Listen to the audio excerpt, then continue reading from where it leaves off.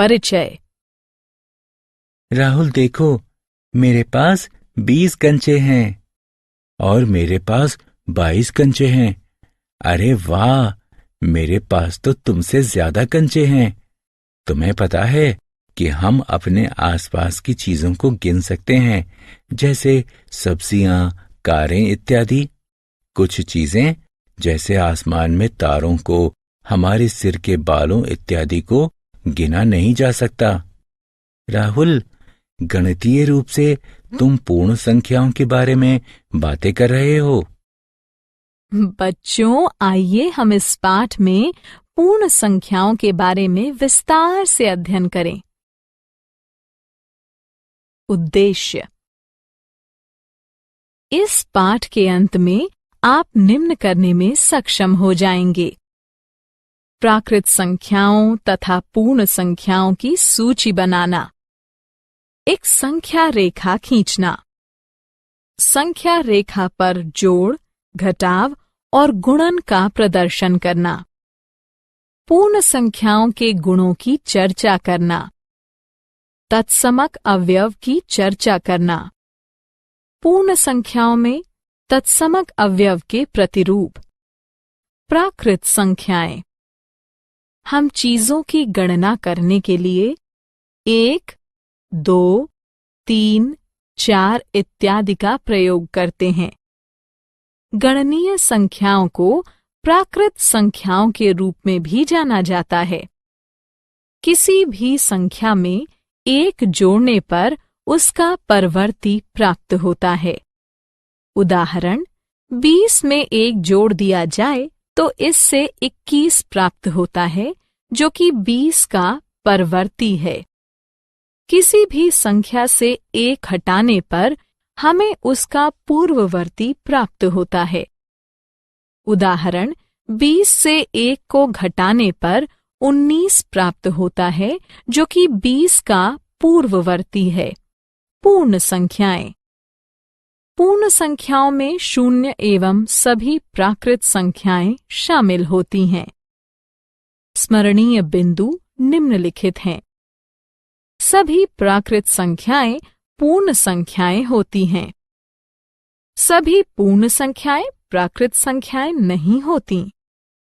कोई सबसे बड़ी पूर्ण संख्या नहीं होती। संख्या रेखा। संख्या रेखा पूर्ण संख्या को प्रदर्शित करने में सहायता करती है। एक संख्या रेखा का निर्माण करने के लिए हम प्रायः एक सरल रेखा खींचते हैं एवं रेखा पर एक बिंदु का चयन करते हैं तथा इसे 0 से अंकित करते हैं। इसे मूल बिंदु कहा जाता है। हम तत्पश्चात एक सुविधाजनक लंबाई का चयन करते हैं एवं दाईं ओर खिसकते हैं। 0 से प्रारंभ रेखा के साथ क्रमिक अंतरालों यानी हिस्सों को चिन्हित करते हैं। हम अगली पूर्ण संख्या के साथ एक नया अंतराल, अंत बिंदु लेबल करते हैं। एक संख्या रेखा पर किन्हीं भी 2 क्रमिक बिंदुओं के बीच की दूरी को मात्रक दूरी कहा जाता है। संख्या रेखा पर 2 पूर्ण संख्याओं में से किसी संख्या से बड़ी संख्या उसके दाईं ओर आती है। संख्या रेखा पर संक्रियाएं। संख्या रेखा पर योग की कल्पना आसानी से की जा सकती है। आइए संख्या रेखा का प्रयोग करते हुए 3 और 4 के योग की कल्पना करते हैं। 4 जमा 3 ज्ञात करने के लिए पहले हम 0 से आरंभ करते हैं, फिर 4 इकाई दाईं ओर खिसकते हैं। अब हमारी स्थिति 4 पर है। फिर 4 से 3 इकाई दाईं ओर खिसकते हैं। अब हमारी स्थिति 7 पर है। इस प्रकार 4 जमा 3 बराबर 7 प्राप्त करते हैं। 2 पूर्ण संख्याओं को घटाने पर जितना घटाना होता है उतना स्थान बाईं ओर खिसकते हैं। मान लीजिए कि 2 पूर्ण संख्याओं का योगफल 11 है एवं 11 में से हम 4 घटा देते हैं। हमारी कल्पना में सहायता के लिए हम संख्या रेखा का प्रयोग करते हुए देखते हैं कि यदि हमारी स्थिति 11 पर है एवं हम 4 इकाई बाईं ओर खिसकते हैं तथा इस प्रकार हम 4 इकाई हटा देते हैं, तब हमारी स्थिति 7 पर होगी। इस प्रकार जब हम 11 इकाइयों में 4 इकाई घटा देते हैं तब 7 इकाई शेष बचती हैं। गुणन का तात्पर्य है निर्दिष्ट इकाइयों की बहुबार उम्मीद करते हुए दाईं तरफ खिसकना। उदाहरण के लिए 2 गुणा 5 0 से आरंभ करते हुए एक बार में 2 इकाई दाईं ओर खिसकते हैं। ऐसे 5 बार खिसकते हैं, आप 10 पर पहुंच जाएंगे। अतः हम कहते हैं 2 गुणा 5 बराबर 10 है। पूर्ण संख्याओं के गुण। किन्हीं भी 2 पूर्ण संख्याओं को जोड़ने पर योग राशि भी एक पूर्ण संख्या ही होती है। किन्हीं भी 2 पूर्ण संख्याओं का गुणा करने पर गुणनफल भी एक पूर्ण संख्या ही होता है। यदि किन्हीं भी 3 पूर्ण संख्याओं को जोड़ा जा रहा है, तब यदि प्रथम 2 को पहले जोड़ दिया जाए एवं उनके योगफल में तीसरी संख्या को जोड़ दिया जाए अथवा दूसरी 2 संख्याओं को पहले जोड़ दिया जाए एवं उनके योगफल में पहली संख्या को जोड़ दिया जाए, तब उनका योगफल वही पूर्ण संख्या ही होगा।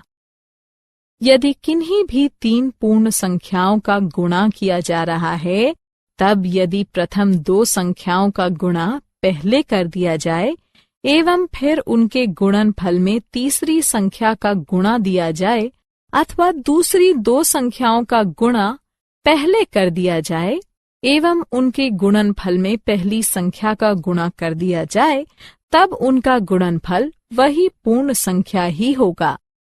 यदि 2 पूर्ण संख्याओं को किसी भी क्रम में जोड़ा जाता है, तब उनका योगफल अपरिवर्तित होता है।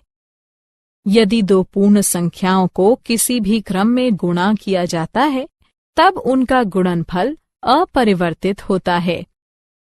वितरण गुण यह बताता है कि 2 संख्याओं के एक योगफल से किसी संख्या के गुणन से वही परिणाम हासिल होता है जो प्रत्येक योज्यों का गुणन करके एवं तत्पश्चात उन गुणन को जोड़ने से प्राप्त होता है। उपरोक्त गुण घटाव और विभाजन के लिए लागू नहीं होते हैं। तत्समक अवयव। पूर्ण संख्या 0 को योगात्मक तत्समक अवयव कहा जाता है, क्योंकि जब इसे किसी पूर्ण संख्या से जोड़ा जाता है तब योगफल उस पूर्ण संख्या के समरूप होता है। पूर्ण संख्या 1 को गुणात्मक तत्समक अवयव कहा जाता है, क्योंकि जब इसका गुणा किसी पूर्ण संख्या से किया जाता है तब गुणनफल उस पूर्ण संख्या के समरूप होता है। पूर्ण संख्याओं में प्रतिरूप। संख्याओं को डॉट्स के उपयोग से कुछ सरल आकृतियों में व्यवस्थित किया जा सकता है। आकृतियां निम्नलिखित हो सकती हैं। रेखा। प्रत्येक संख्या को एक रेखा के रूप में व्यवस्थित किया जा सकता है। उदाहरण के लिए संख्या 4 और 7 की आकृति देखें। वर्ग। कुछ संख्याओं को वर्ग के रूप में व्यवस्थित किया जा सकता है। उदाहरण के लिए संख्या 4 और 9 की आकृति देखें। आयत। कुछ संख्याओं को आयतों के रूप में व्यवस्थित किया जा सकता है। आयत एक क्षैतिज या ऊर्ध्वाधर आकृति हो सकते हैं।